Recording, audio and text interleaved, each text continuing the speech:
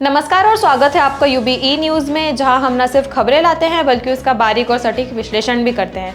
कई बार आप कुछ अहम खबरें मिस कर देते हैं, लेकिन हम आपके लिए लेकर आए हैं अप्रैल फर्स्ट वीक का डिटेल रिकैप। तो चलिए नजर डालते हैं उन सभी खबरों पर। कांग्रेस तो ऐसा लगता नहीं कि विकास करेगी कभी जीवन में।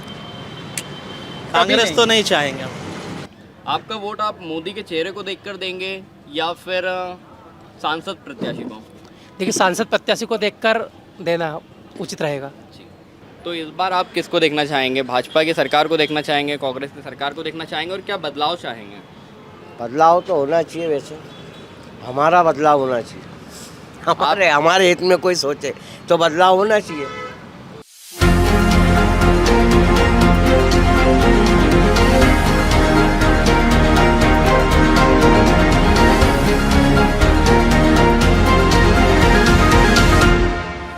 इंदौर की लोकसभा सीट से चुनाव को 45 दिन बचे हैं। ऐसे में यूबी न्यूज़ अब जनता के बीच पहुंची है, जनता जनार्दन के बीच में, और आज जानेगी कि वह अपने प्रत्याशी से खुश है या नाखुश। तो आइए यहाँ के लोगों से हम बात करते हैं। ठीक है, आपका नाम? मोहन परमार। इस बार भाजपा के शंकर लालवानी के सामने कांग्रेस ने अक्षत कांति बम को उतारा है। आपकी कांग्रेस उम्मीदवार के लिए क्या प्रतिक्रिया है? देखिए, इसमें क्या है कि लालवानी जी तो पहले 5 साल रह चुके सांसद, अभी कांग्रेस में क्या नए चेहरे को दिया है, तो युवा को देख के एक सपोर्ट करना चाहिए अक्षय कांति बम का। अक्षय एक युवा चेहरा है, और आपको लगता है कि भाजपा के अनुभवी चेहरे के आगे अक्षय अपनी ज़मीन बना पाएंगे? नहीं, ज़मीन तो बना पाएंगे, क्योंकि क्या है कि इंदौर तो वैसे भी मतलब बीजेपी का गढ़ है, लेकिन उसमें भी अगर अक्षय जी मेहनत करते हैं तो उनको आगे बढ़ने के लिए अच्छे अच्छे काम करेंगे वो। मतलब आपकी ये सहमति है कि कांग्रेस के नए चेहरों को उतारना है? बिल्कुल बिल्कुल, कांग्रेस में नए चेहरे को उतारना चाहिए। बीजेपी में भी मतलब जैसे जो अनुभवी है, लेकिन युवा चेहरे को पहले उनको प्राइमरी देना चाहिए थी। अच्छा, शंकर लालवानी के कार्यकाल में 5 सालों में क्या विकास कार्य हुए, क्या लगता है आपको? विकास तो इंदौर में देखो ऐसा है कि बहुत सारे हैं विकास। अब इंदौर तो एक प्राइम सिटी है, तो विकास के नाम पे तो यहाँ पे हर कुछ है, मतलब ऐसा कुछ भी नहीं जो कि विकास नहीं है यहाँ। तो ऐसा नहीं बोल सकते कि कोई विकास सांसद ही करता है या फिर कोई भी। आपका वोट आप मोदी के चेहरे को देखकर देंगे या फिर सांसद प्रत्याशी को? देखिए, सांसद प्रत्याशी को देखकर देना उचित रहेगा। आज हम आपको बताने जा रहे हैं कि इंदौर स्वच्छता में जो हर बार नंबर 1 आ रहा है, तो कौन लोग इसके पीछे हैं। तो आइए अब हम बात करते हैं निगम के सफाई कर्मचारियों से। सर, इस बार हम जानना चाहेंगे कि इस बार लोकसभा के जो चुनाव होने वाले हैं उसमें आप किसको देखना चाहेंगे, भाजपा को या कांग्रेस को? हम तो जो भी हमारा साथ दे दे, हमारी पेमेंट बढ़ा दे, सब हमारा अच्छे से देख ले, हम तो उसके ही साथ देना चाहेंगे। इंदौर तो स्वच्छता में नंबर 1 आता है और लगातार आ रहा है, और आप लोगों के कारण ही आ रहा है।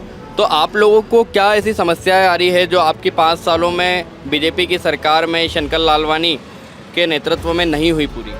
बहुत सारी चीज़ें जो वहीं के वहीं आज 22-24 साल होगा, वहीं के वहीं पेमेंट भी नहीं बढ़ रही, कुछ भी नहीं बढ़ रही, वहीं के वहीं रह रहा है। हम तो हमारा कार्य हमारी ईमानदारी से कर रहा है। ऐसे कितने कर्मचारी होंगे जो इन चीज़ों को झेल रहे हैं? बहुत सारे, कुछ मर गए, मास्टर भी मर गए, जिनका कुछ भी नहीं हुआ, उद्धार ही नहीं हुआ है। आज भी नियमित लोगों को कितने साल होगा, 12-15 साल, वो आज भी 7-8 हज़ार तनख्वाह ले रहा है, सवेरे से लगे रहते हैं। तो इस बार आप किसको देखना चाहेंगे? भाजपा की सरकार को देखना चाहेंगे, कांग्रेस की सरकार को देखना चाहेंगे, और क्या बदलाव चाहेंगे? बदलाव तो होना चाहिए, वैसे हमारा बदलाव होना चाहिए। हमारे हित में कोई सोचे तो बदलाव होना चाहिए। ठीक है सर, आपका क्या नाम है? राजेश। इस बार लोकसभा चुनाव में आप किसको देखना चाहेंगे, भाजपा या कांग्रेस को? भाजपा। इस बार भाजपा से शंकर लालवानी और कांग्रेस से अक्षत कांति बम है, तो आप नए चेहरे को मौका नहीं देना चाहेंगे? नहीं, हम शंकर लालवानी को ही देखना चाहेंगे, क्योंकि हम बीजेपी के हैं ना, इसलिए हमको कांग्रेस चाहिए ही नहीं। अच्छा, शंकर लालवानी के कार्यकाल में ऐसे 5 सालों में क्या काम हुआ है? काफी विकास हुआ है। तो विकास तो हो ही रहा है, पिछले 20 सालों से हो रहा है। कैलाश जी थे, रमेश जी हैं हमारे, सब चीज़ें हो रहा है। बाकी शंकर लालवानी को चाहेंगे, हमारा दादा की तरफ से। अच्छा, अभी आपके एरिया, मतलब आपके इंदौर में ऐसा कौन सा एरिया है जहाँ पर आप विकास चाहते हैं? निरंजनपुर बस्ती। तो वहाँ के जो मौजूदा पार्षद हैं वो बीजेपी के हैं, कांग्रेस के हैं, तो जब आप लोग बोलते हैं वहाँ पे, जब आप संजय लोग चौधरी बोलते जी, हैं, तो हाँ। क्या वो काम करते हैं? हो रहा है बात होती है। धीरे धीरे हो रहा है, रेगुलर है, एक साथ तो नहीं होगा, धीरे धीरे ही होगा, हो रहा है। तो कांग्रेस भी नए चेहरों को, क्योंकि जब तक आप बदलाव नहीं चाहेंगे तो विकास कैसे होगा शहर में? कांग्रेस तो ऐसा लगता नहीं कि विकास करेगी कभी जीवन में। कांग्रेस तो नहीं चाहेंगे हम, क्योंकि कांग्रेस के देख लीजिए अभी ये शुक्ला जी, वो भी बीजेपी ज्वाइन किए, तो कुछ तो होगा बीजेपी में। आ रहे हैं। आपका नाम? पंकज सूर्यवानी। जितेंद्र वाडेकर। जब से सुप्रीम कोर्ट ने एसबीआई को इलेक्टोरल बॉन्ड्स का लेखा जोखा साझा करने के लिए बोला, तब से विपक्षी लगातार पीएम मोदी और सत्ता पक्ष पर हावी था। लगातार हो रही बयानबाजी के बीच कल पहली बार प्रधानमंत्री मोदी ने इलेक्टोरल बॉन्ड्स पर अपनी चुप्पी तोड़ी और विपक्ष को इसका जवाब दिया। आज की रिपोर्ट में हम बात करेंगे कि क्या है प्रधानमंत्री मोदी का जवाब और विपक्ष पर इसकी प्रतिक्रिया। नमस्कार, मैं यशस्वी जोशी स्वागत करती हूं आपका यूबीई न्यूज में, जहां हम न सिर्फ खबरें लाते हैं बल्कि उसका बारीक और सटीक विश्लेषण भी करते हैं। प्रधानमंत्री नरेंद्र मोदी ने मेरठ की जनसभा से भाषण देते हुए कहा कि जो लोग इलेक्टोरल बॉन्ड्स को लेकर नाच रहे हैं, गड़बड़ कर रहे हैं, वो पछताने वाले हैं। उन्होंने कहा कि मैं पूछना चाहता हूं उन सभी विद्वानों से कि 2014 से पहले जितनी भी चुनाव हुए उनमें पैसे तो खर्च हुआ ही होगा, तो कौन सी ऐसी एजेंसी है जो बता पाए कि पैसा कहां से आया, कहां गया। मोदी ने चुनावी बॉन्ड बनाया, इसके कारण आज आप ढूंढ पा रहे हो कि बॉन्ड किसने लिया, किसे दिया। प्रधानमंत्री नरेंद्र मोदी ने चुनावी बॉन्ड के खारिज होने को अपनी सरकार के लिए झटका मानने से इनकार कर दिया। पीएम ने कहा 2014 के पहले चुनावों के दौरान राजनीतिक दलों में मिले पैसे का कोई हिसाब नहीं मिलता था। मुझे बताइए कि ऐसा क्या हुआ जिससे यह माना जा सके कि यह मेरी सरकार के लिए झटका है। मैं पक्का मानता हूं कि जो लोग इसे लेकर आज नाच रहे हैं वो पछताने वाले हैं। इसके अलावा उन्होंने विपक्ष द्वारा सरकार पर केंद्रीय जांच एजेंसियों के दुरुपयोग के आरोपों पर तीखा जवाब दिया। प्रधानमंत्री ने कहा कि केंद्रीय जांच एजेंसियां स्वतंत्र तौर पर काम करती है। उन्होंने विपक्ष के उन आरोपों को भी खारिज कर दिया कि सरकार द्वारा केंद्रीय जांच एजेंसियों का गलत इस्तेमाल किया जा रहा है। तमिलनाडु में एक मीडिया चैनल को दिए गए अपने ताजा इंटरव्यू में पीएम मोदी ने कहा कि ना तो हम जांच एजेंसियों के काम में बाधा डालते हैं और ना ही उनकी कार्यवाही में कोई दखल देते हैं। वे निष्पक्ष और स्वतंत्र तौर पर जांच करती है। प्रधानमंत्री मोदी ने कहा कि मौजूदा समय में ईडी करीब 7000 मामलों की जांच कर रही है, जिनमें से 3% से भी कम मामले राजनीति से जुड़े हैं। उनके विपक्षी सरकार 10 वर्षों के कार्यकाल में ईडी ने सिर्फ 35 लाख रुपए जब्त किए, वहीं हमारी सरकार में करीब 2200 करोड़ रुपए जब्त किए गए हैं। You are weaponizing agencies like CBI, ED to persecute them, target them politically. अब देखिए क्या हुआ, हमने ईडी के पास करीब 7000 केसेस है, 7000, उसमें से पॉलिटिशियन से जुड़े हुए केस में मात्र 3% से भी कम है। 7000 मैटर्स उसमें पॉलिटिशियन से जुड़े हुए 3% से भी कम। दूसरा, अब देखिए जब उनका समय था, उनके यहां 5-10 साल में जो कैश उन्होंने पकड़ा वो सिर्फ 35 लाख था। हम लोगों ने जो कैश पकड़ा वो करीब 2200 करोड़ है, 2200 करोड़ रुपीस। मतलब कि एजेंसी की ऑपरेशन भी लीक नहीं हो रहे ताकि ये सारी चीजें पकड़ी जाती है। चलिए अब आपको संक्षेप में बता देते हैं कि क्या है चुनावी बॉन्ड। चुनावी बॉन्ड एक तरह का वचन पत्र है। इसकी खरीदारी भारतीय स्टेट बैंक की चुनिंदा शाखाओं पर किसी भी भारतीय नागरिक या कंपनी की ओर से की जा सकती है। यह बॉन्ड नागरिक या कॉर्पोरेट कंपनियों की ओर से अपनी पसंद की किसी भी राजनीतिक दल को दान देने का जरिया है। चुनावी बॉन्ड की शुरुआत कब हुई? चुनावी बॉन्ड को फाइनेंशियल वित्तीय बिल 2017 के साथ पेश किया गया था। 29 जनवरी 2018 में नरेंद्र मोदी के नेतृत्व वाली एनडीए सरकार ने चुनावी बॉन्ड योजना 2018 को अधिसूचित किया था। उसी दिन से इसकी शुरुआत हुई। चुनावी बॉन्ड से राजनीतिक दलों को कैसे मिलता था लाभ? कोई भी भारतीय नागरिक, कॉर्पोरेट और अन्य संस्थाएं चुनावी बॉन्ड खरीद सकते थे और राजनीतिक पार्टियां इस बॉन्ड को बैंक में भुनाकर रकम हासिल कर लेते थे। बैंक चुनावी बॉन्ड उसी ग्राहक को बेचते थे जिनका केवाईसी वेरीफाइड होता था।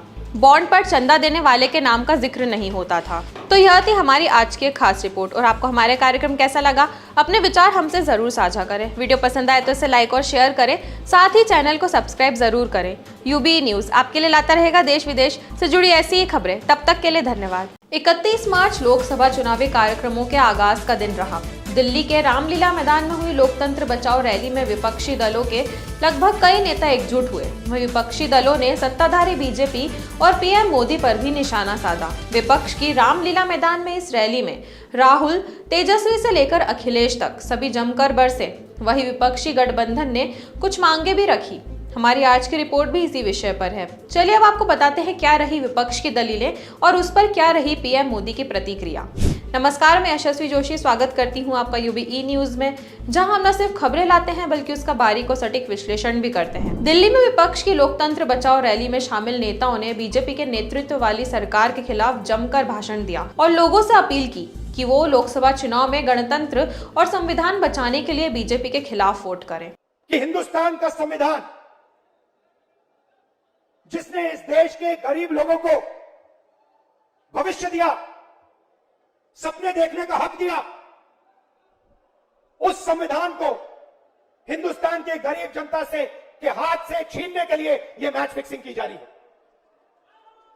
और मैं आपको बताना चाहता हूं कि जिस दिन यह संविधान खत्म हो गया, उस दिन यह हिंदुस्तान नहीं बचेगा।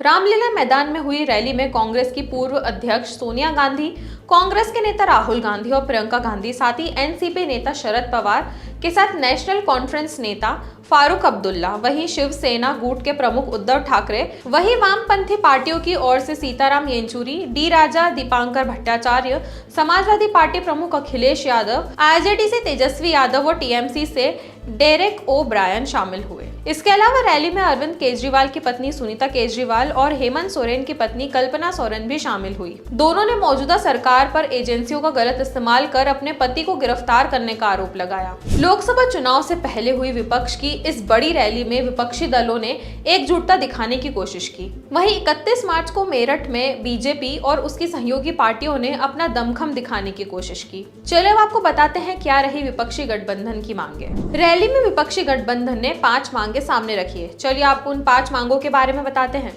सबसे पहली मांग है चुनाव आयोग को लोकसभा चुनावों में समान अवसर सुनिश्चित करना चाहिए। दूसरा, चुनाव आयोग को चुनाव में हेराफेरी करने के उद्देश्य से विपक्षी दलों के खिलाफ जांच एजेंसियों की कार्रवाई रोकनी चाहिए। तीसरा, हेमंत सोरेन और अरविंद केजरीवाल की तुरंत रिहाई की जाए। चौथा, चुनाव के दौरान विपक्ष राजनीतिक दलों का आर्थिक रूप से गला घोटने की जबरन कार्रवाई तुरंत बंद होनी चाहिए। वही 5वीं है चुनावी चंदे का उपयोग कर बीजेपी के बदले की भावना, जबरन वसूली और मनी लॉन्ड्रिंग के आरोपों की जांच के लिए सुप्रीम कोर्ट की निगरानी में विशेष जांच दल का गठन होना चाहिए।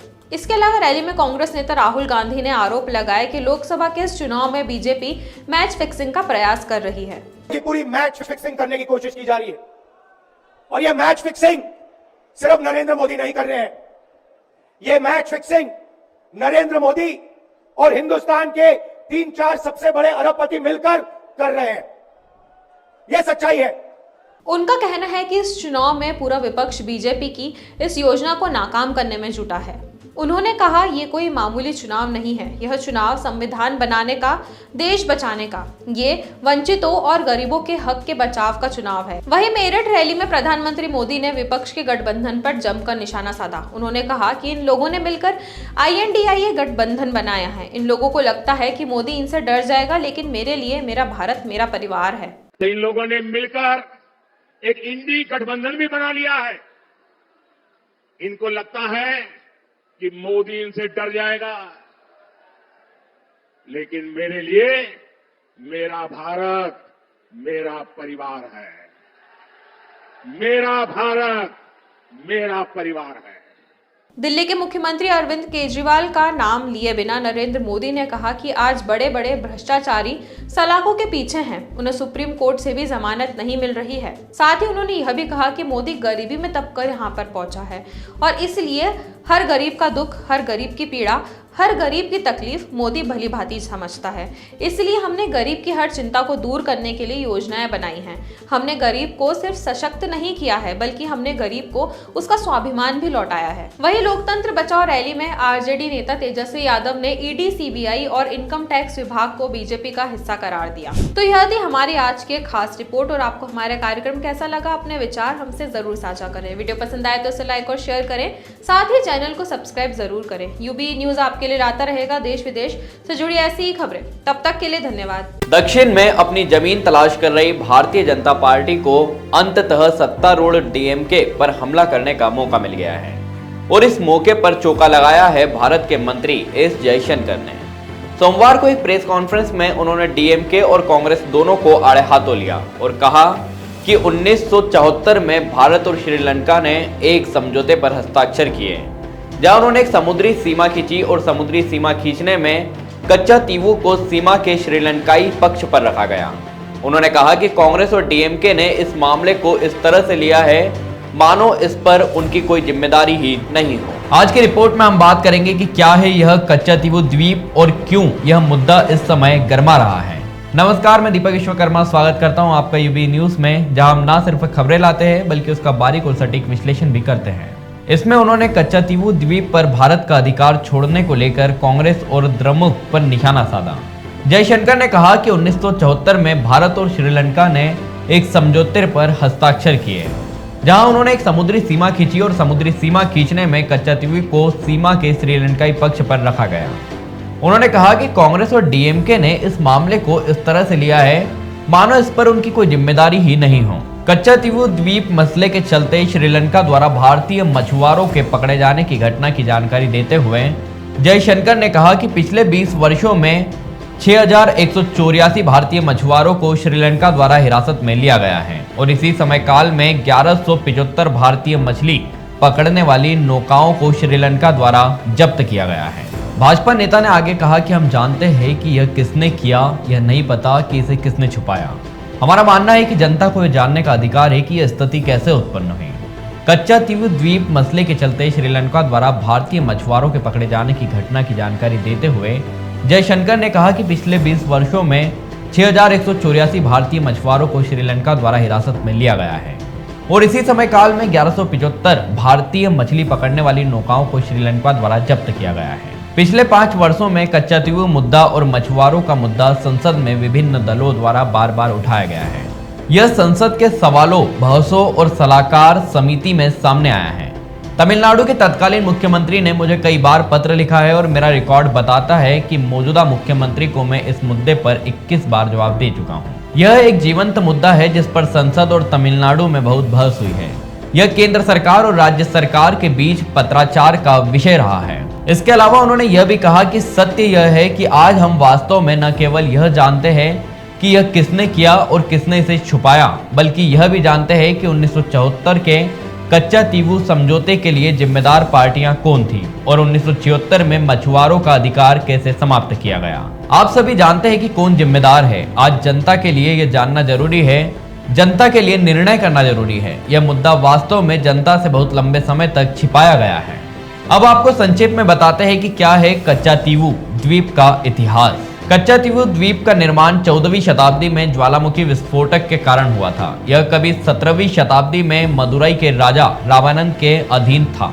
ब्रिटिश शासनकाल में यह द्वीप मद्रास प्रेसिडेंसी के पास आया। वहीं 1921 में श्रीलंका और भारत दोनों ने मछली पकड़ने के लिए भूमि पर दावा किया और विवाद अनसुलझा रहा। आजादी के बाद इसे भारत का हिस्सा माना गया।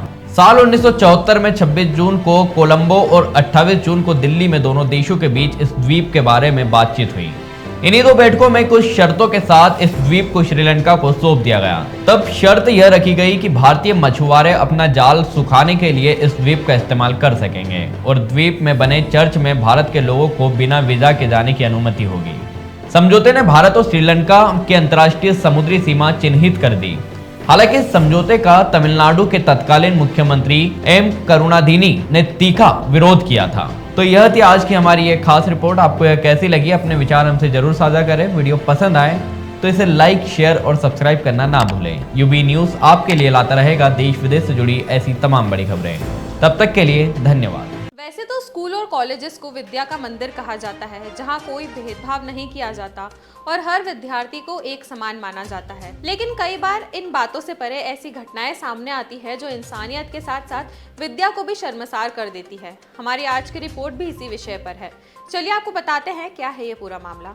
नमस्कार, मैं यशस्वी जोशी स्वागत करती हूं आपका यूबीई न्यूज में, जहां हम न सिर्फ खबरें लाते हैं बल्कि उसका बारीक और सटीक विश्लेषण भी करते हैं। वाराणसी के काशी हिंदू विश्वविद्यालय BHU के एक हॉस्टल में शर्मसार कर देने वाली घटना सामने आई है। हॉस्टल में एक दलित छात्र के साथ BHU के अन्य छात्रों ने न केवल मारपीट और गाली गलौज किया बल्कि उसके साथ अप्राकृतिक दुष्कर्म करने की भी कोशिश की। पीड़ित छात्र ने घटना की शिकायत BHU के प्रोक्टोरियल बोर्ड में कर दी थी, जिसके बाद मामले की जाँच करके पुलिस ने आरोपी छात्र के खिलाफ मुकदमा भी दर्ज कर लिया। बताया जा रहा है कि घटना BHU के राजाराम हॉस्टल की है। घटना के वक्त यहां की बिजली चली गई थी, जिस पर रात में पढ़ाई कर रहा दलित छात्र बिजली गुल होने के बाद अपने कमरे से निकलकर MCV चेक करने गया। आरोप है कि उसी समय BHU के एक अन्य छात्र ने अंधेरे का फायदा उठाकर उसके साथ दुष्कर्म करने की कोशिश की। किसी तरह पीड़ित छात्र वहां से भाग तो निकला, लेकिन रास्ते में फिर उसे रोक लिया गया। वहां फिर से दुष्कर्म करने की कोशिश की गई। पीड़ित के साथ मारपीट के अलावा गाली गलौज भी की गई। इतना ही नहीं, मुंह खोलने पर धमकी दी गई और मोबाइल भी छीन लिया गया। सुबह होते ही घटना की शिकायत पीड़ित छात्र ने BHU के प्रोक्टोरियल बोर्ड से की, जिसके बाद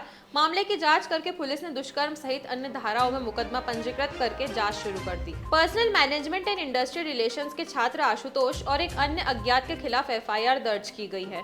वहीं पीड़ित छात्र मूल रूप से गुजरात के अहमदाबाद का रहने वाला है, जो काशी हिंदू विश्वविद्यालय में सोशियोलॉजी MA सेकेंड ईयर का छात्र है। पुलिस को दी गई जानकारी के मुताबिक काशी हिंदू विश्वविद्यालय के राजाराम छात्रावास में रहने वाले सोशियोलॉजी MA फाइनल ईयर के एक छात्र के साथ 31 मार्च 2024 की भोर में राजाराम हॉस्टल में रहने वाले एक छात्र ने जबरन अप्राकृतिक दुष्कर्म करने की कोशिश की। जब पीड़ित छात्र ने इसका विरोध किया तो आरोपी ने उसका सर दीवार से लड़ा दिया और उसे चोटिल कर दिया। विरोध करने पर भद्दी गालियां देने लगा और मारपीट भी की। इस दौरान आरोपी के साथ एक शख्स और था। दोनों ने पीड़ित छात्र का फोन छीनकर करीब 1 घंटे तक उसे कमरे में बंदी बनाए रखा। बाद में किसी ने इस घटना की जानकारी हॉस्टल के वार्डन और प्रोक्टोरियल बोर्ड को दे दी। तब जाकर प्रोक्टोरियल बोर्ड की टीम ने 4 बजे राजाराम हॉस्टल पहुंचकर उस छात्र को मुक्त कराया और ट्रॉमा सेंटर पहुंचाकर घायल छात्र का मेडिकल और इलाज करवाया। पीड़ित छात्र से हॉस्टल के मुख्य वार्डन स्वयं ट्रॉमा सेंटर मिलने पहुंचे और उसका हौसला बढ़ाया।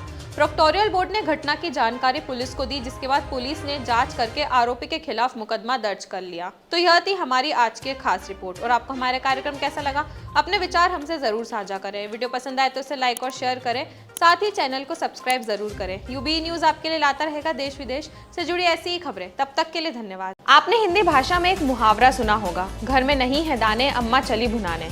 अगर आपको इसका मतलब नहीं पता तो बता दें कि घर में खाने को पैसे और दाना नहीं, भीख मांगकर काम चल रहा है, पर रहीसी में कोई कमी नहीं। हम बात कर रहे हैं भारत के पड़ोसी श्रीलंका की। हमारी आज की रिपोर्ट श्रीलंका पर है, जहां चीन से बार बार लगातार धोखा खाने के बाद भी श्रीलंका वापस चीन की शरण में जा पहुंचा है और कह रहा है कि मेरा वाला ऐसा नहीं है। नमस्कार, मैं यशस्वी जोशी स्वागत करती हूं आपका यूबीई न्यूज में, जहां हम न सिर्फ खबरें लाते हैं बल्कि उसका बारीक और सटीक विश्लेषण भी करते हैं। श्रीलंका के नए नवेले प्रधानमंत्री दिनेश गनवाडेना 6 दिवसीय दौरे पर चीन पहुंचे। इस दौरान उन्होंने चीनी राष्ट्रपति शी जिनपिंग से मुलाकात की। मुलाकात के दौरान चीन और श्रीलंका के बीच BRI यानी बेल्ट एंड रोड प्रोजेक्ट को तेजी से लागू करने पर सहमति बनी। अब अगर आप जानना चाहते हैं कि बेल्ट एंड रोड प्रोजेक्ट क्या है, तो इस पर हमने एक डिटेल वीडियो बनाया है, जिसे आप ऊपर आई बटन पर क्लिक करके देख सकते हैं। भारत का पड़ोसी देश श्रीलंका इन दिनों गंभीर आर्थिक संकट से गुजर रहा है। इस देश के हालात इतने खराब है कि अनाज से लेकर तेल तक के लिए विदेशों से कर्ज लेना पड़ रहा है। अगर भारत ने श्रीलंका को वित्तीय मदद ना दी होती तो यह देश अराजकता के कारण बर्बाद हो गया होता। पिछले साल ही श्रीलंका को डिफॉल्टर घोषित किया गया था। इसी आर्थिक संकट के कारण श्रीलंका में भारी जनाक्रोश देखने को मिला था। इसी विरोध प्रदर्शनों के कारण तत्कालीन राष्ट्रपति गोटबाया राजपक्षे और प्रधानमंत्री महिंदा राजपक्षे को देश छोड़कर भागना पड़ा था। तब बताया गया था कि श्रीलंका के इस हालात के लिए चीनी कर्ज जिम्मेदार था, लेकिन ये देश पुरानी गलतियों से सीखने के बजाय फिर से उसे दोहराने जा रहा है। दरअसल श्रीलंकाई प्रधानमंत्री दिनेश गनवाडेना इन दिनों चीन दौरे पर है। इस दौरान उन्होंने चीनी राष्ट्रपति शी जिनपिंग से मुलाकात की है।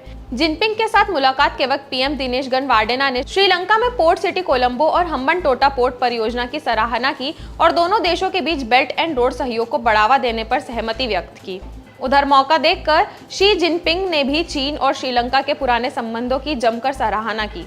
उन्होंने कहा कि श्रीलंकाई प्रधानमंत्री का यह बयान द्विपक्षीय संबंधों को मजबूत करने और आगे विकसित करने के लिए दोनों लोगों के मौलिक हितों और आम आकांक्षाओं के अनुरूप है। चाइना डेली की रिपोर्ट के अनुसार जिनपिंग ने कहा कि चीन राजनीतिक आपसी विश्वास को मजबूत करने, राज्य शासन के अनुभवों को साझा करने और अन्य चीजों के अलावा व्यवहारिक सहयोग का विस्तार करने के लिए भी श्रीलंका के साथ काम करने के लिए तैयार है। शी ने दोनों देशों के रसद, ऊर्जा और उद्योग पर सहयोग को गहरा करने के लिए ठोस प्रयास करने का आह्वान किया। उन्होंने देशों से डिजिटल अर्थव्यवस्था, हरित अर्थव्यवस्था, स्वच्छ ऊर्जा, सांस्कृतिक पर्यटन और समुद्री अर्थव्यवस्था जैसे क्षेत्रों में आदान प्रदान और सहयोग को मजबूत करने का भी आग्रह किया। वैसे तो कई देश चीन की मंशा समझकर BRI से अपनी दूरी बना रहे हैं, पर श्रीलंका उस चोट खाए आशिक की तरह है जहां उसके दोस्त यानी भारत चाहे कितना भी उसे टॉक्सिक रिलेशनशिप से निकालने की कोशिश करे, वो बार बार धोखा खाने ही पहुंच जाते हैं। तो यह थी हमारी आज की एक खास रिपोर्ट और आपको हमारे कार्यक्रम कैसा लगा,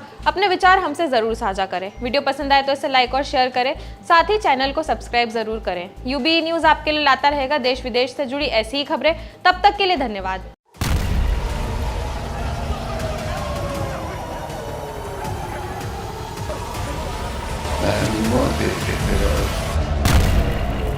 पिछले साल अक्टूबर महीने में जब से हमास ने इजराइल के ऊपर मिसाइल दागकर इजराइल के नागरिकों को बंदी बनाया है, तब से इजराइल चरमपंथी समर्थकों देशों पर कहर बनकर टूट पड़ा है कि इजराइल लगातार आतंकियों का सफाया कर रहा है, तो वहीं इजराइल हमास का समर्थन करने वालों को भी नहीं छोड़ रहा है।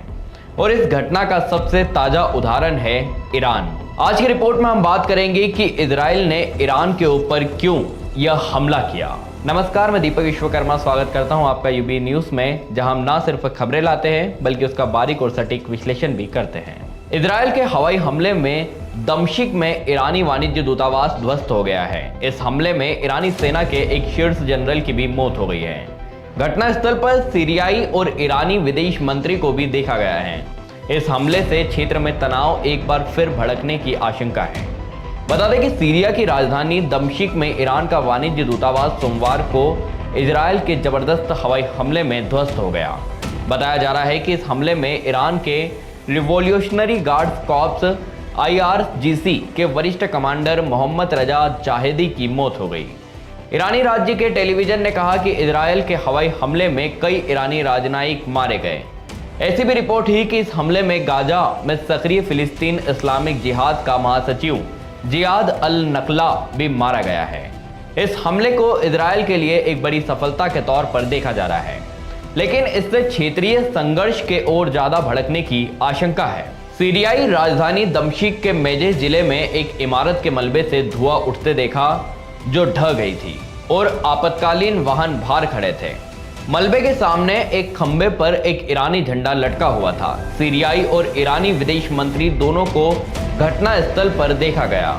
बता दें कि इजराइल ने गाजा में 6 महीने के युद्ध के दौरान ईरानी ठिकानों पर बार बार हमला किया।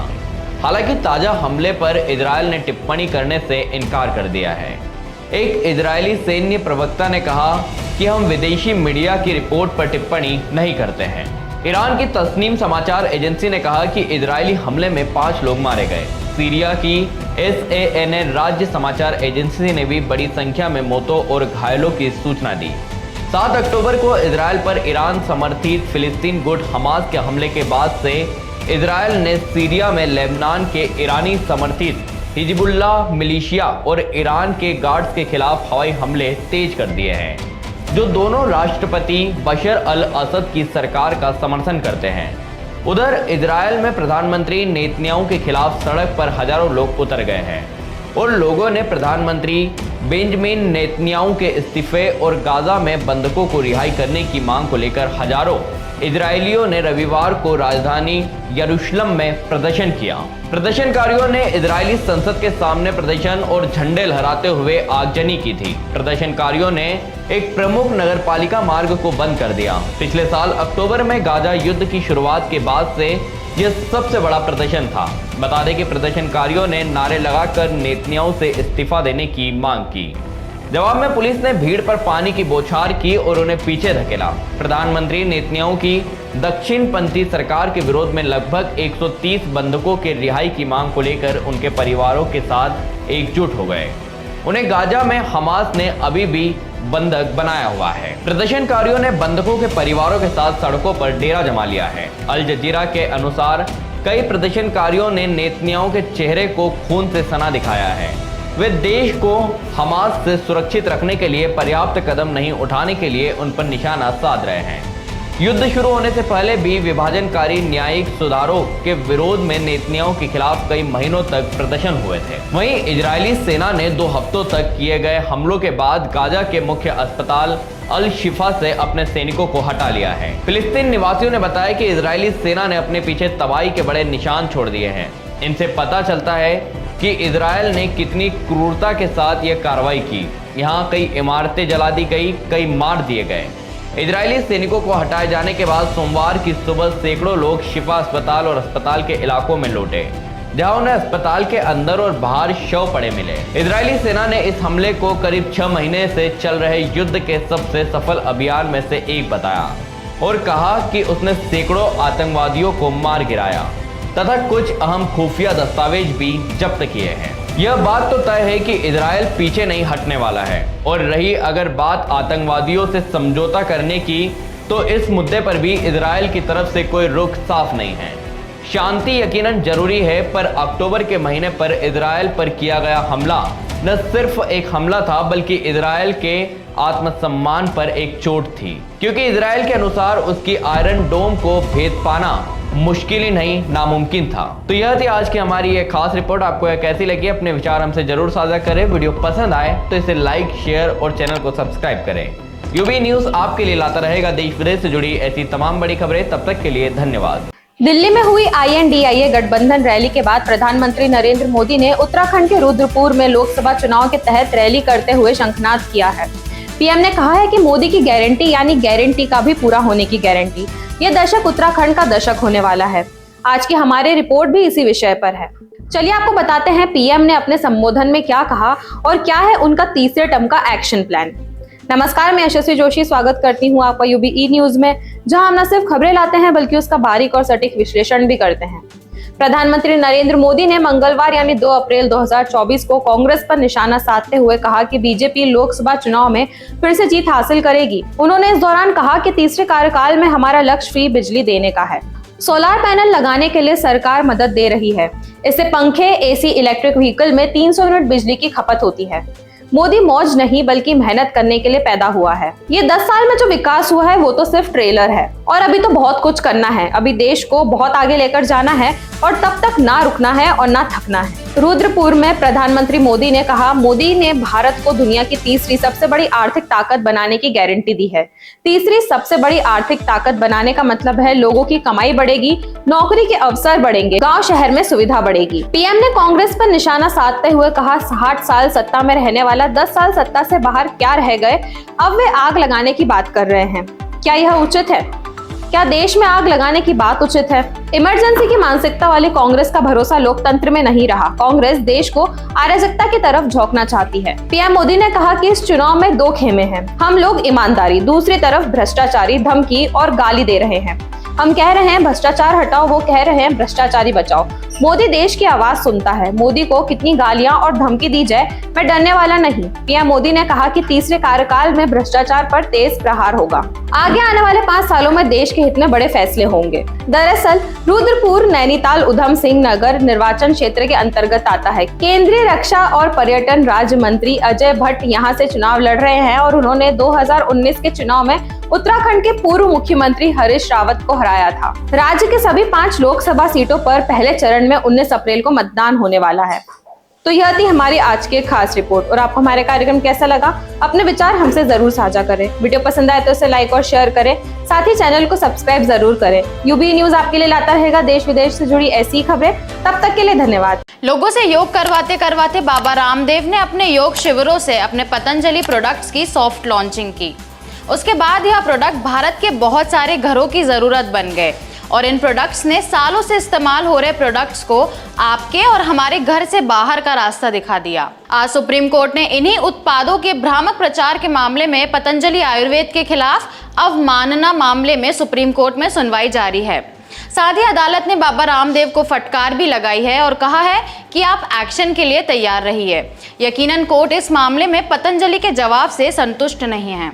आज की रिपोर्ट में हम बात करेंगे कि ऐसा क्या प्रचार कर दिया बाबा रामदेव और पतंजलि के एमडी आचार्य बालकृष्ण ने, जिसके लिए सुप्रीम कोर्ट के तेवर इनके लिए इतना सख्त हो गए हैं। नमस्कार, मैं सिमरन शर्मा स्वागत करती हूं आपका यूबी न्यूज में, जहां हम न सिर्फ खबरें लाते हैं बल्कि उसका बारीक और सटीक विश्लेषण भी करते हैं। पतंजलि विज्ञापन मामले में सुप्रीम कोर्ट में जस्टिस हिमा कोहली और एहसानुद्दीन अमानुल्लाह की बेंच ने सुनवाई करते हुए पूछा कि बाबा रामदेव और दूसरे अवमाननाकर्ता का हलफनामा कहाँ है। पतंजलि के वकील ने जवाब दिया कि वे कोर्ट के अंदर है, भीड़ के कारण हम उन्हें यहाँ नहीं ला पाए। पतंजलि आयुर्वेद के भ्रामक विज्ञापन मामले में सुप्रीम कोर्ट ने पतंजलि को फटकार लगाई है और कहा है कि अदालत ने कहा कि पतंजलि के जवाब से वह संतुष्ट नहीं है। योग गुरु बाबा रामदेव सुप्रीम कोर्ट में पेश हुए हैं, उनके साथ आचार्य बालकृष्ण भी हैं। सुप्रीम कोर्ट ने इस मामले में बाबा रामदेव को अदालत में पेश होने का समन जारी किया था। अदालत ने पतंजलि और आचार्य बालकृष्ण को अदालत के नोटिस का जवाब नहीं देने पर कड़ी आपत्ति जताई थी। सुप्रीम कोर्ट में बाबा रामदेव की ओर से सीनियर वकील बलवीर सिंह पेश हुए हैं।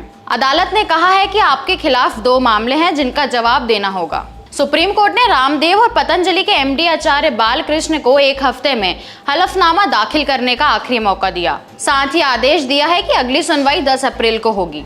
कोर्ट ने पतंजलि के एमडी के हलफनामे में दिए बयान को भी खारिज कर दिया कि drugs and cosmetics magic remedies act पुराना है। सुप्रीम कोर्ट ने पतंजलि और आचार्य बालकृष्ण को अदालत के नोटिस का जवाब नहीं देने पर कहा कि यह पूर्ण अवहेलना है। सिर्फ सुप्रीम कोर्ट ही नहीं, देश भर की अदालतों से पारित हर आदेश का सम्मान होना चाहिए। आपको इस मामले में हलफनामा दायर करना चाहिए था। अदालत ने कहा कि आपको अदालत में दिए गए आश्वासनों का पालन करना होगा। आपने हर सीमा लांघकर रख दी। वहीं अदालत ने केंद्र पर भी सवाल उठाए हैं। उसने कहा कि आश्चर्य की बात यह है कि जब पतंजलि यह कहकर शहर जा रही थी कि एलोपैथी में कोविड का कोई इलाज नहीं है, तो केंद्र ने अपनी आंखें बंद रखने का फैसला क्यों किया। अदालत ने कहा कि उसे रामदेव और बालकृष्ण के खिलाफ झूठी गवाही का मामला भी शुरू करना चाहिए, क्योंकि ऐसा कहा जाता है कि हलफनामे के साथ दस्तावेज जोड़े गए, जबकि दस्तावेज बाद में तैयार किए गए। यह झूठी गवाही का स्पष्ट मामला है। हम आपके लिए दरवाजे बंद नहीं कर रहे, लेकिन वही सब बता रहे हैं जो हमने अब तक देखा है। इससे पहले सुप्रीम कोर्ट ने अवमानना नोटिस का जवाब नहीं देने पर बाबा रामदेव और आचार्य बालकृष्ण को 2 अप्रैल को व्यक्तिगत रूप से अदालत में पेश होने को कहा था। सुप्रीम कोर्ट की पीठ ने पतंजलि और आचार्य बालकृष्ण को अदालत के नोटिस का जवाब नहीं देने पर कड़ी आपत्ति जताई थी और नोटिस भी जारी कर पूछा था कि उनके खिलाफ अवमानना की कार्रवाई क्यों नहीं शुरू की जाए। इसके बाद पतंजलि और आचार्य बालकृष्ण ने हलफनामा देकर माफी मांग ली थी। पतंजलि आयुर्वेद के एमडी आचार्य बालकृष्ण ने सुप्रीम कोर्ट में हलफनामा दायर कर बिना शर्त माफी मांगी थी। हलफनामा में आचार्य बालकृष्ण ने कहा था कि वह यह सुनिश्चित करेंगे कि ऐसा विज्ञापन आगे से जारी न हो। साथ ही उन्होंने कहा था कि उनकी मंशा सिर्फ देश के नागरिकों को आयुर्वेदिक उत्पादों का इस्तेमाल करते हुए स्वस्थ जीवन जीने के लिए प्रेरित करना है। चलिए अब आपको बताते हैं कि क्या है ये पूरा मामला। बाबा रामदेव पर टीकाकरण अभियान और आधुनिक दवाओं को बदनाम करने का अभियान चलाने का आरोप लगाया गया है। आईएमए ने आरोप लगाया कि पतंजलि ने कोविड-19 वैक्सीनेशन के खिलाफ एक बदनाम करने वाला कैंपेन चलाया था। इस पर अदालत ने चेतावनी दी थी कि पतंजलि आयुर्वेद की ओर से झूठे और भ्रामक विज्ञापन तुरंत बंद होने चाहिए। खास तरह की बीमारियों को ठीक करने के झूठे दावे करने वाले प्रत्येक उत्पाद के लिए 1 करोड़ रुपए तक के जुर्माने की संभावना जाहिर की है। कोविड-19 महामारी के दौरान एलोपैथिक फार्मास्यूटिकल्स पर अपने विवादास्पद टिप्पणियों के लिए आईएमए की ओर से दायर आपराधिक मामलों का सामना करने वाले रामदेव ने मामलों को रद्द करने के लिए सुप्रीम कोर्ट का रुख किया था। अदालत ने केंद्र और आईएमए को नोटिस जारी करते हुए सुनवाई की अगली तारीख 15 मार्च मुकर्रर की। रामदेव पर आईपीसी की धारा 188 और 269 और 504 के तहत सोशल मीडिया पर चिकित्सा बिरादरी की ओर से इस्तेमाल की जाने वाली दवाओं के बारे में भ्रामक जानकारी फैलाने के आरोप में मामला दर्ज किया गया है। तो यह थी हमारी आज की एक खास रिपोर्ट और आपको यह कैसी लगी, अपने विचार हमसे जरूर साझा करें। अगर वीडियो पसंद आए तो इसे लाइक, शेयर और चैनल को सब्सक्राइब जरूर करें। यूबी न्यूज आपके लिए लाता रहेगा देश विदेश से जुड़ी ऐसी ही और खबरें। तब तक के लिए धन्यवाद।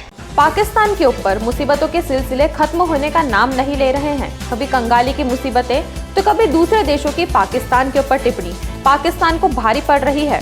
लेकिन अब जाकर कनाडा ने भी पाकिस्तान को घेरे में लिया है। हमारी आज की रिपोर्ट भी इसी विषय पर है। चलिए आपको बताते हैं क्या है ये पूरा मामला। नमस्कार, मैं यशस्वी जोशी स्वागत करती हूं आपका यूबीई न्यूज़ में, जहां हम न सिर्फ खबरें लाते हैं बल्कि उसका बारीक और सटीक विश्लेषण भी करते हैं। कनाडा की तरफ से पाकिस्तान के ऊपर बड़ा आरोप लगाया गया है। पाकिस्तान से पहले कनाडा की सरकार ने कुछ ऐसे ही आरोप भारत और चीन के खिलाफ भी लगाए थे। दरअसल अगले साल कनाडा में चुनाव होने वाले हैं। उससे पहले जस्टिन ट्रूडो की अगुवाई वाली सरकार ने पाकिस्तान के ऊपर आरोप लगाया है कि आगामी चुनाव में पाकिस्तान की तरफ से दखलंदाजी देखने को मिल सकती है। सूत्रों की खबर के मुताबिक हाल ही में एक खुफिया रिपोर्ट का हवाला देते हुए ट्रूडो की सरकार ने दावा किया था कि साल 2019 और 21 में हुए चुनाव के दौरान बाहरी देशों की दखलंदाजी देखने को मिली थी। अब कनाडा ने पाकिस्तान पर भी ऐसे आरोप लगाए हैं। पाकिस्तान से पहले कनाडा की सरकार ने भारत और चीन पर कनाडा चुनाव में हस्तक्षेप का आरोप लगाया था। कनाडा में चुनाव से पहले ट्रूडो की सरकार ने जांच समिति का गठन किया था। उस वक्त बताया गया था कि आगामी चुनाव पर भारत की नजर है। ताजा रिपोर्ट में बताया गया है कि चीन का नाम इस लिस्ट में सबसे आगे है। कनाडाई जस्टिस मैरी जोसी हॉग इस मामले पर सुनवाई कर रहे हैं। उनका कहना है कि मिले आंकड़ों के मुताबिक चीन के ऊपर शक की संभावनाएं सबसे ज्यादा है। ऐसी शंका जताई जा रही है कि आगामी चुनाव में चीन की तरफ से दखलंदाजी देखने को मिल सकती है। वहीं पाकिस्तान के बारे में अब तक कुछ पुख्ता सबूत नहीं मिला है, लेकिन शक की सुई उसके ऊपर भी घूम रही है। मौजूदा समय में पाकिस्तान की स्थिति बेहद नाजुक है। पड़ोसी देश आर्थिक समस्या के साथ साथ अफगानिस्तान की तालिबान सरकार से भी जूझ रहा है।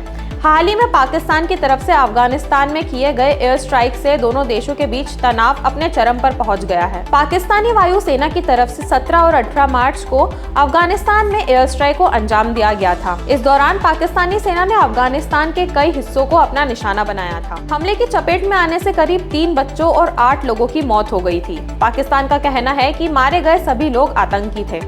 वहीं तालिबान सरकार के मुताबिक मरने वाले सभी लोग आम नागरिक थे। एयर स्ट्राइक के बाद अफगानिस्तान का गुस्सा 7वें आसमान पर है। वहां की सरकार ने पाकिस्तान को इसके लिए गंभीर परिणाम भुगतने की चेतावनी दी है। यही नहीं, तालिबान ने पाकिस्तानी दूतावास के प्रभारी को तलब भी किया है। दोनों पड़ोसी देशों के बीच लड़ाई का प्रमुख कारण अफगानिस्तान की जमीन पर अवैध तरीके से पाकिस्तानी घुसपैठ हैं। इसके अलावा पाकिस्तान की एक झुंझलाहट यह भी है कि तालिबान अब उनके इशारों पर नाचता नहीं है। एक समय था जब तालिबान पाकिस्तान के इशारों पर ही सब काम करता था, मगर सत्ता में आने के बाद से वह सूझबूझ के साथ काम कर रहा है। यही बात पाकिस्तान को नागवार गुजर रही है। पाकिस्तान की मंशा है कि तालिबान उसके इशारों पर ही अपने कदम आगे बढ़ाए। तो यह थी हमारी आज की एक खास रिपोर्ट। और आपको हमारे कार्यक्रम कैसा लगा, अपने विचार हमसे जरूर साझा करें। वीडियो पसंद आए तो इसे लाइक और शेयर करें, साथ ही चैनल को सब्सक्राइब जरूर करें। यूबी न्यूज आपके लिए लाता रहेगा देश विदेश से जुड़ी ऐसी ही खबरें।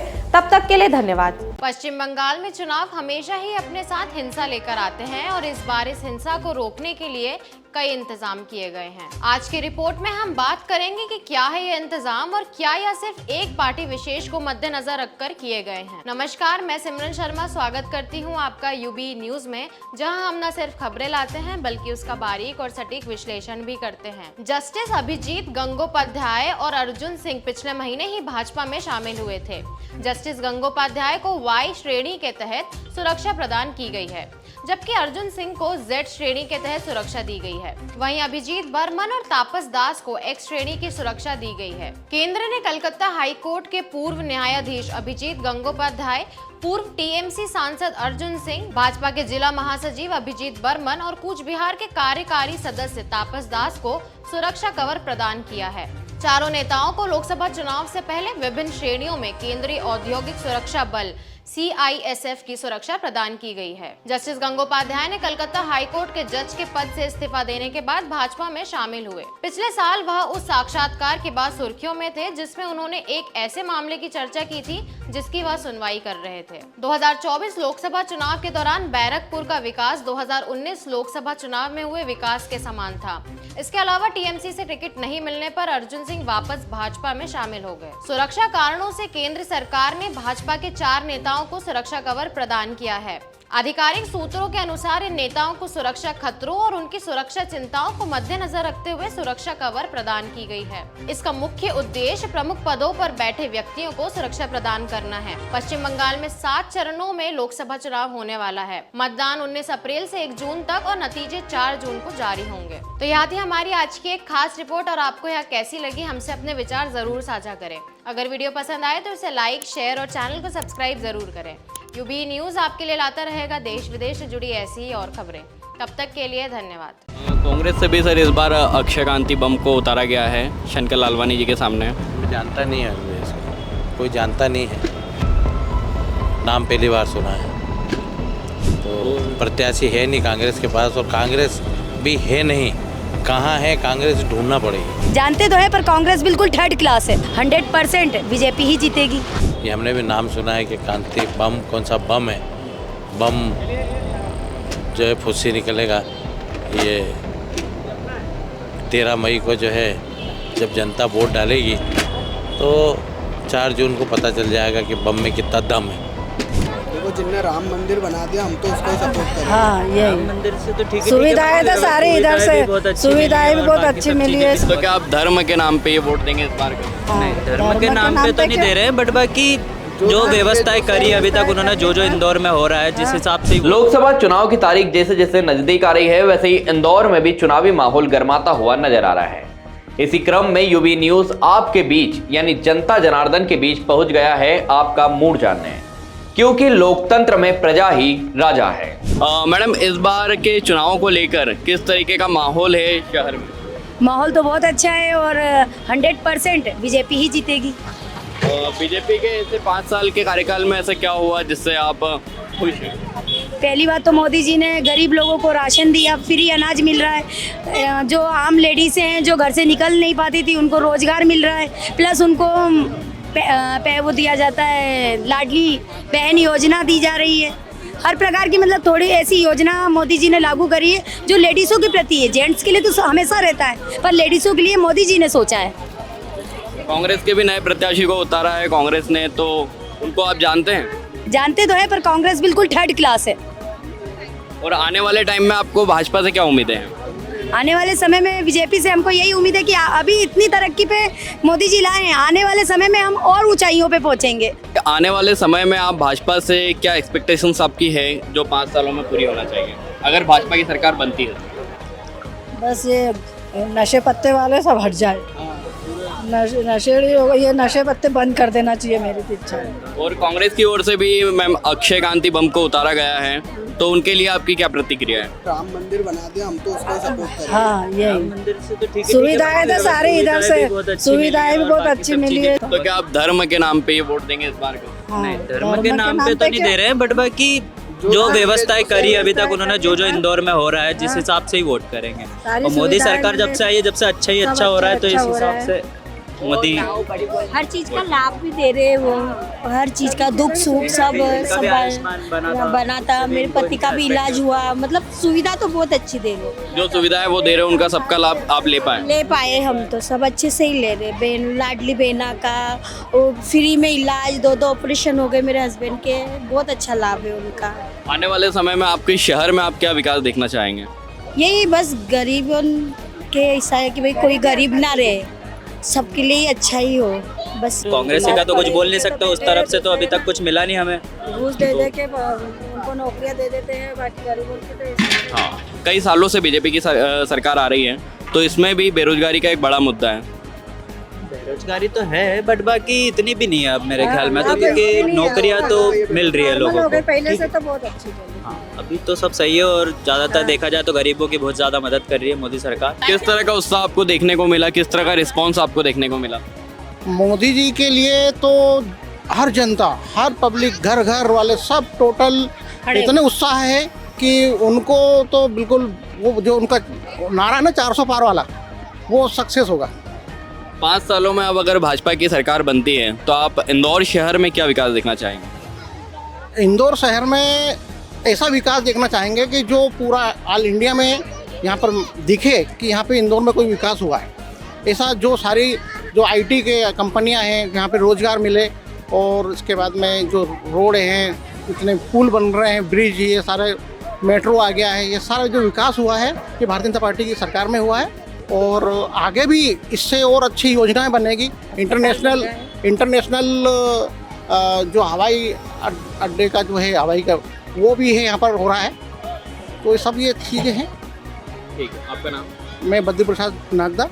वार्ड क्रमांक 32 के कार्यकर्ताओं का एक सम्मेलन यहाँ रखा था, जिसमें लोकप्रिय सांसद और इस शहर के प्रत्याशी भारतीय जनता पार्टी के शंकर लालवानी जी, विधायक रमेश मेंदोला जी और वरिष्ठ बीजेपी के भाजपा के नेता और वरिष्ठ कार्यकर्ता आज यहाँ पर एकत्रित हुए थे और संगठन की रीति नीति के बारे में, पार्टी की रीति नीति के बारे में और किस प्रकार चुनाव में लोग घर घर जाना है और पहले से अधिक मतों से यहाँ पर जो है वोट लाना है, उसके लिए संकल्प भी सबने किया है कि अगली बार जो सांसद का चुनाव होगा, रमेश जी 1 लाख कुछ वोटों से जीते हैं, 1,51,000 वोटों से जीतने से, उसी को लेके जो है आज सब मिला।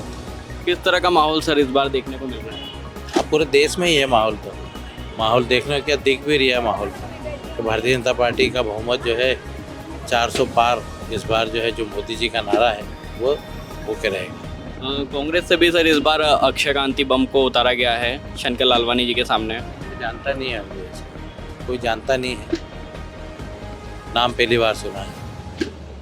तो प्रत्याशी है नहीं कांग्रेस के पास और कांग्रेस भी है नहीं, कहाँ है कांग्रेस ढूंढना पड़ेगी। तो ये जो है इसीलिए उन्होंने एक फॉर्मेलिटी बतौर जो है कांग्रेस का प्रत्याशी खड़ा हुआ है। ये हमने भी नाम सुना है कि कांति बम, कौन सा बम है, बम जो है फुस्सी निकलेगा।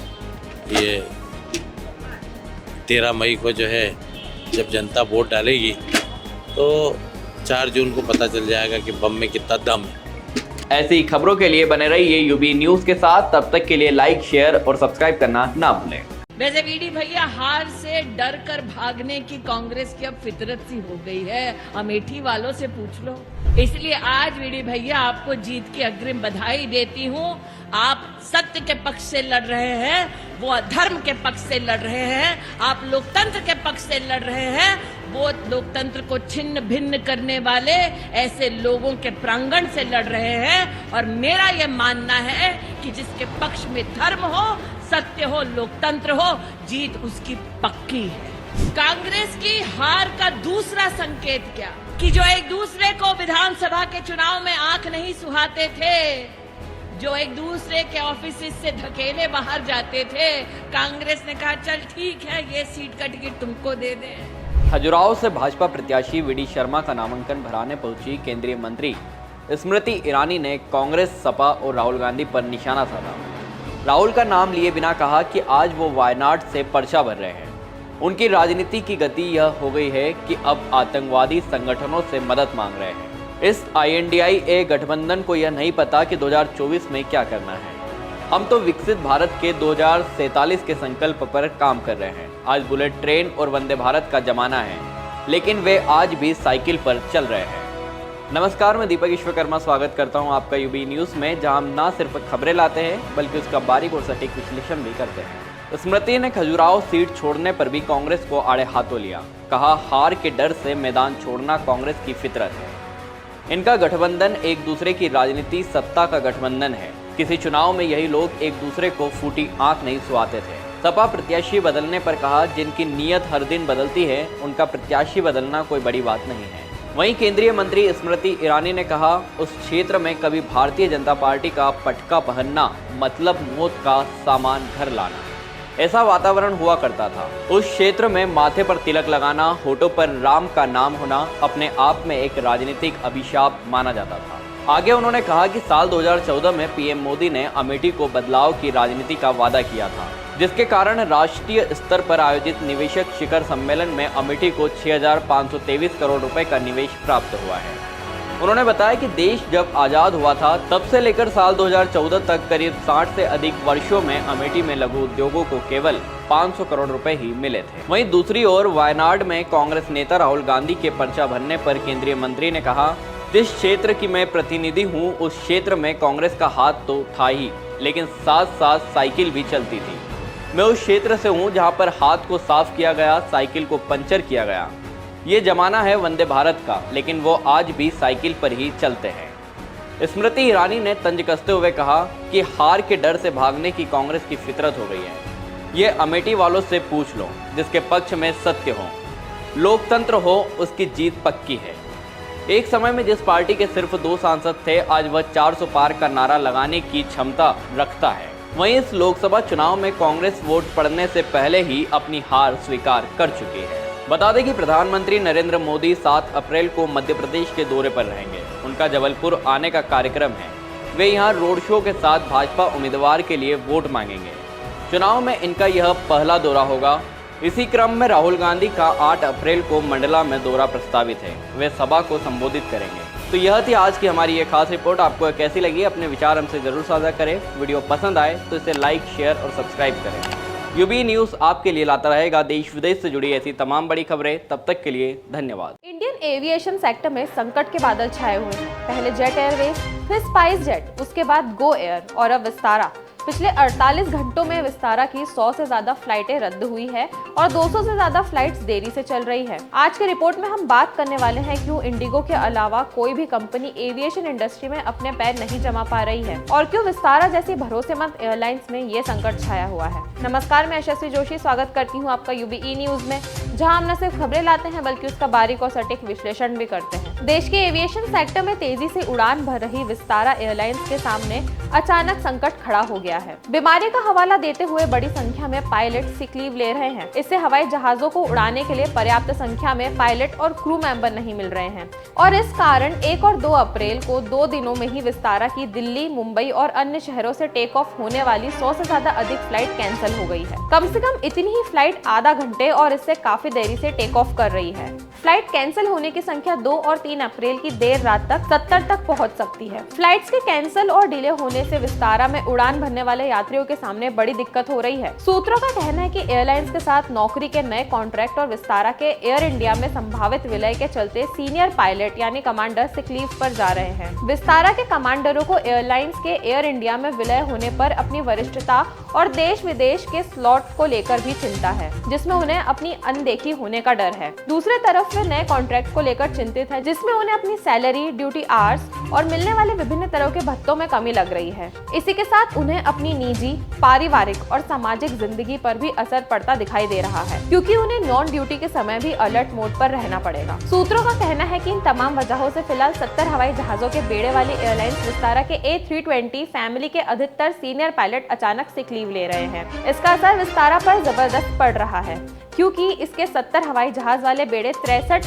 एयरबस 320 फैमिली के ही हैं। इसमें 53 हवाई जहाज A320 नियो और 10 एयरक्राफ्ट एयरबस 321 वाले हैं, जबकि 7 हवाई जहाज बोइंग 7879 ड्रीम लाइनर है। अधिकतर एयरक्राफ्ट एयरबस फैमिली के होने और इन्हीं प्लेन के अधिकतर पायलटों के बीमारी और अन्य वजहों से छुट्टी पर जाने से विस्तारा के सामने संकट है। विस्तारा ने माना है कि क्रू की कमी और अन्य कारणों से पिछले कुछ दिनों से उसकी कई फ्लाइट कैंसिल और डिले हुई है। विस्तारा ने तय किया है कि अस्थायी तौर पर वह अपनी कुछ फ्लाइट में कटौती करेगा ताकि जो भी फ्लाइट वह चलाए उसके लिए क्रू मिल सके। साथ ही कुछ रूटों पर बोइंग 7879 ड्रीम लाइनर और A321 जैसे बड़े एयरक्राफ्ट लगा रहा है, जिससे एक ही फ्लाइट में अन्य फ्लाइट के यात्रियों को भी ले जाया जा सके। विस्तारा ने बताया कि जल्द ही वह इस समस्या को दूर करेगा। विस्तारा एयरलाइंस के CEO विनोद कानन और अन्य शीर्ष अधिकारियों ने बुधवार की शाम पायलटों और अन्य स्टाफ के साथ एक वर्चुअल बैठक की। इस बैठक में नए कॉन्ट्रैक्ट और रोस्टर के मुद्दे पर बात हुई। मीडिया रिपोर्ट्स में कंपनी सूत्रों के हवाले से कहा गया है कि बैठक के बाद पायलट भी सहयोग के लिए तैयार हैं। विस्तारा एयरलाइंस का एयर इंडिया के साथ विलय मई तक होने की उम्मीद है। तो यह थी हमारी आज की एक खास रिपोर्ट और आपको हमारे कार्यक्रम कैसा लगा? अपने विचार हमसे जरूर साझा करें। वीडियो पसंद आए तो उसे लाइक और शेयर करें, साथ ही चैनल को सब्सक्राइब जरूर करें। यूबी न्यूज आपके लिए लाता रहेगा देश विदेश से जुड़ी ऐसी ही खबरें। तब तक के लिए धन्यवाद। कलकत्ता हाईकोर्ट ने पश्चिम बंगाल सरकार को फटकार लगाते हुए कहा है कि संदेश खाली में जो हुआ वह बेहद शर्मनाक हुआ। राज्य सरकार की जिम्मेदारी है कि हर नागरिक की सुरक्षा की जिम्मेदारी ली जाए। हमारी आज की रिपोर्ट भी इसी विषय पर है। चलिए आपको बताते हैं क्या कहना है कोर्ट का। नमस्कार, मैं यशस्वी जोशी स्वागत करती हूँ आपका यूबीई न्यूज में, जहाँ हम न सिर्फ खबरें लाते हैं बल्कि उसका बारीक और सटीक विश्लेषण भी करते हैं। कलकत्ता हाईकोर्ट में संदेश खाली में हिंसा पर दायर याचिकाओं की सुनवाई लगातार जारी है।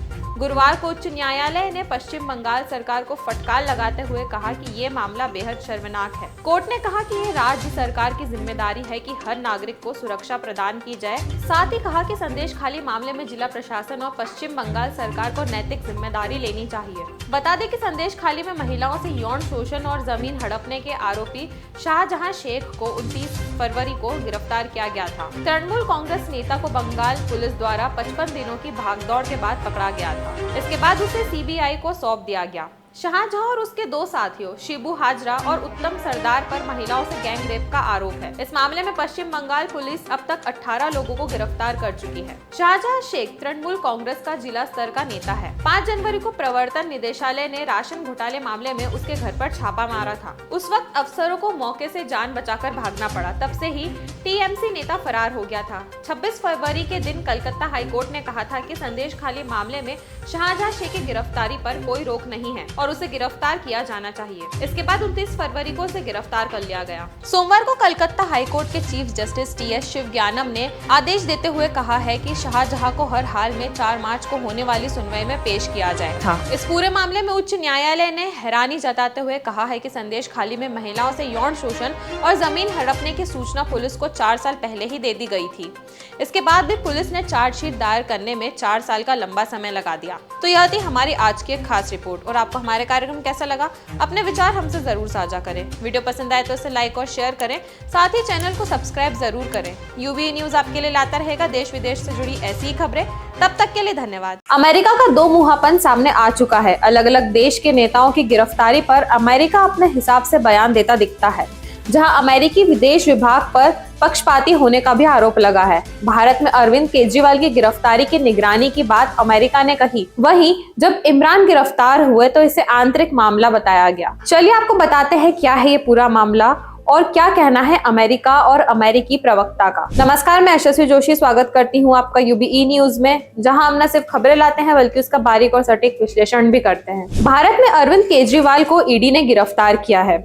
इस पर अमेरिका ने बयान दिया था, लेकिन अब इसे लेकर अमेरिका पर पक्षपात का आरोप लग रहा है। दरअसल अरविंद केजरीवाल के मामले पर अमेरिका ने तुरंत चुप्पी तोड़ दी थी, लेकिन पाकिस्तान में इमरान खान के जेल में कैद होने पर वह शांत रहा। अमेरिका ने इस पर सफाई देते हुए कानून के शासन को बनाए रखने और ये सुनिश्चित करने के महत्व पर जोर दिया कि सभी के साथ निष्पक्षता और मानवाधिकारों के सम्मान के साथ व्यवहार किया जाए। अमेरिकी विदेश विभाग के प्रवक्ता मैथ्यू मिलर पर पक्षपाती होने का आरोप लगा है, क्योंकि वह अरविंद केजरीवाल की गिरफ्तारी को लेकर कुछ ज्यादा ही मुखर थे, लेकिन पाकिस्तान में हुई गिरफ्तारियों पर चुप रहे।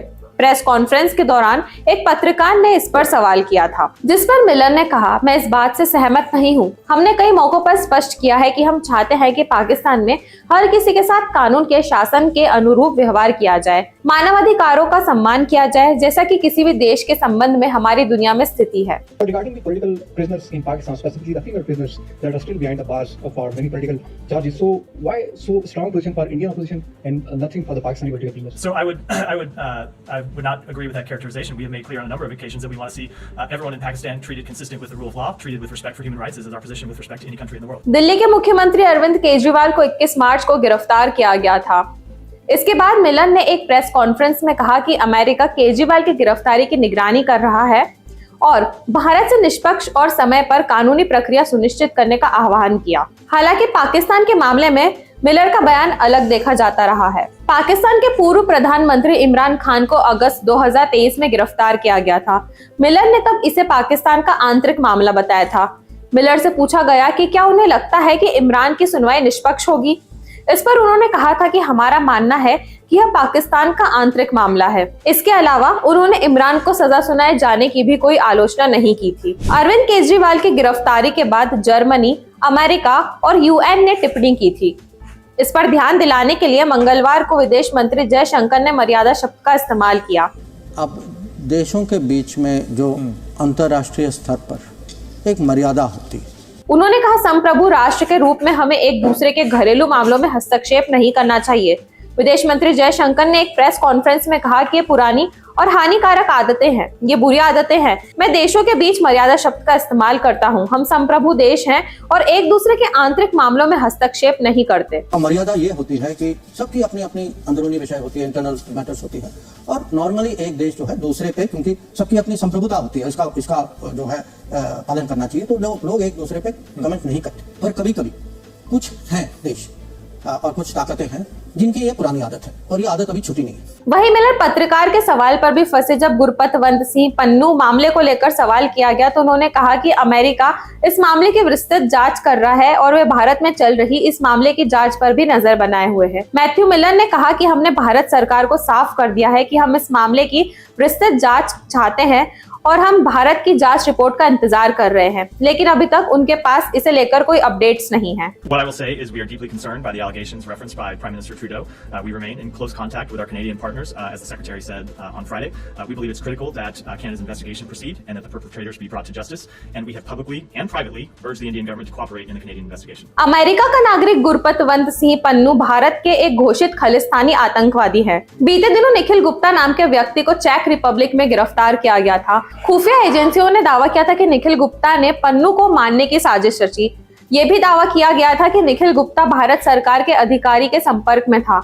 अमेरिका के दावे के बाद भारत ने मामले की जांच की बात कही। तो यह थी हमारी आज की खास रिपोर्ट और आपको हमारे कार्यक्रम कैसा लगा, अपने विचार हमसे जरूर साझा करें। वीडियो पसंद आए तो इसे लाइक और शेयर करें, साथ ही चैनल को सब्सक्राइब जरूर करें। यूबी न्यूज आपके लिए लाता रहेगा देश विदेश से जुड़ी ऐसी ही खबरें। तब तक के लिए धन्यवाद। देश में कैंसर के इलाज को लेकर अच्छी खबर आई है। भारत ने कैंसर इलाज का स्वदेशी तरीका इजाद किया है। ये इलाज दुनिया में सबसे सस्ता होगा। इस तकनीक को IIT बॉम्बे और टाटा मेमोरियल सेंटर ने तैयार किया है। आज की रिपोर्ट में हम बात करेंगे कि जो एक समय सिर्फ कल्पना थी और दुनिया भर के तमाम वैज्ञानिकों के लिए एक शोध का विषय था, वो एक असलियत कैसे बन गया। नमस्कार, मैं यशस्वी जोशी स्वागत करती हूँ आपका UBE न्यूज में, जहाँ हम न सिर्फ खबरें लाते हैं बल्कि उसका बारीक और सटीक विश्लेषण भी करते हैं। कैंसर के इलाज का एक स्वदेशी तरीका इजाद किया गया है, जिसे दुनिया में सबसे सस्ता बताया गया है। अब तक CAR-T सेल थेरेपी के कैंसर के इलाज को सुगम और किफायती बनाया गया है, लेकिन भारत में तैयार की गई थेरेपी का नाम है NexCAR19 CAR-T cell therapy. IIT Bombay और टाटा मेमोरियल सेंटर ने मिलकर इस इलाज को तैयार किया है। IIT बॉम्बे के निदेशक प्रोफेसर सुभाशीष चौधरी ने कहा है कि विदेश में इस इलाज की कीमत तकरीबन 4 करोड़ रुपए है, जबकि भारत में ये खर्च लगभग 30 लाख रुपए होगा। राष्ट्रपति द्रौपदी मुर्मू ने गुरुवार को इसे लॉन्च किया। कार्यक्रम IIT बॉम्बे में हुआ। राष्ट्रपति मुर्मू ने कहा, भारत की पहली जिन थेरेपी की शुरुआत कैंसर के खिलाफ हमारी लड़ाई में एक बड़ी उपलब्धि है। मेक इन इंडिया की पहल पर बनी इस थेरेपी के बारे में एक्सपर्ट्स का कहना है कि ये दुनिया की सबसे सस्ती थेरेपी है, जिससे आने वाले समय में कैंसर से लड़ने में देश को मजबूती मिलेगी। CAR-T सेल इम्यूनोथेरेपी और जिन थेरेपी का एक रूप है। इसमें व्हाइट ब्लड सेल्स और T सेल्स को निकालकर फिर से बॉडी में अलग अलग तरीके से डाला जाता है। T सेल्स को कैंसर से लड़ने के लिए प्रोग्राम किया जाता है। इसको इस तरह से समझे, जैसे युद्ध पर जाने से पहले सेना को ट्रेनिंग दी जाती है, वैसे ही इस थेरेपी में हमारे शरीर की ही सेल्स को पावरफुल बनाकर कैंसर से लड़ने के लिए तैयार किया जाता है। अब बात करते हैं इसके खतरों के बारे में। The Lancet regional health south east Asia journal की एक रिपोर्ट के मुताबिक भारत में साल 2019 में तकरीबन 12 लाख नए कैंसर के मामले और 9.3 लाख मौतें दर्ज की गई थी। एशिया में इस बीमारी से जूझने वाला भारत दूसरा सबसे बड़ा देश है। NexCAR19 CAR-T cell therapy Bharat की पहली make in India CAR-T cell therapy है, जिससे इलाज की लागत में काफी कमी आने की उम्मीद जताई गई है। एक्सपर्ट्स के मुताबिक CAR-T सेल इम्यूनोथेरेपी और जिन थेरेपी का एक रूप है। जीन आधारित थेरेपी विभिन्न प्रकार के कैंसर को ठीक करने में मदद करेगी। कैंसर एक ऐसी बीमारी है जो केवल मरीज को ही नहीं, उसके चाहने वालों को भी, परिवारजनों को पूरी तरह से शारीरिक, आर्थिक और मानसिक तौर पर तोड़ता है।